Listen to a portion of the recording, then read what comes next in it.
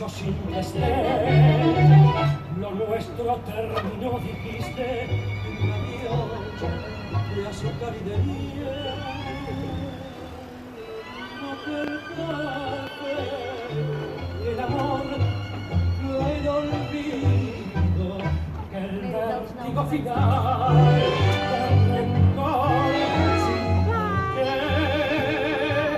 Y así con tu inquietud me vi morir de pie, me di tu verdad, y entonces comprendí mi soledad sin para qué. Llovía y te ofrecí el último plan.